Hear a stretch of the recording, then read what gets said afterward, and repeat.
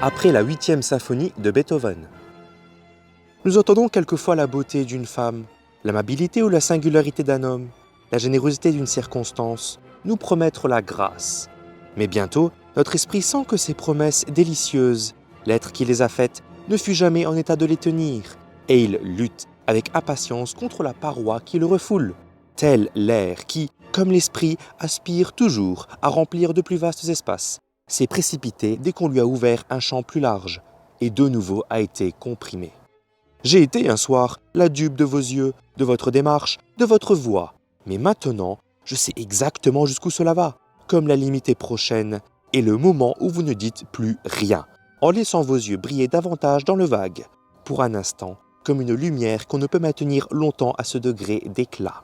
Et je sais aussi, cher poète, jusqu'où va votre gentillesse pour moi, et d'où elle vient, et aussi la loi de votre originalité qui, une fois découverte, permet d'en prévoir les régulières surprises et d'en épuiser l'apparent infini. Toute la grâce que vous pouvez donner, elle est là, incapable de s'accroître avec mon désir, de varier selon ma fantaisie, de s'unir à mon être, d'obéir à mon cœur, de guider mon esprit. Je peux la toucher et je ne peux la mouvoir. C'est une borne. Je l'avais à peine atteinte et je l'ai déjà dépassée.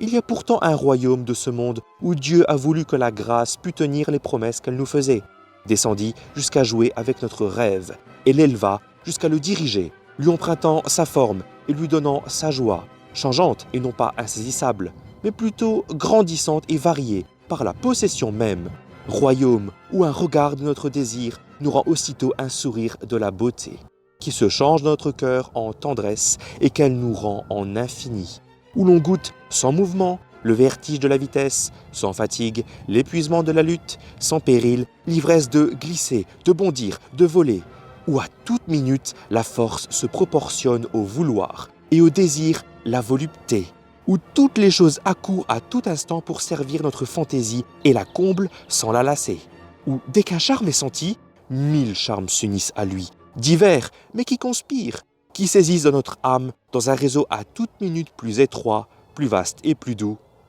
C'est le royaume de la musique.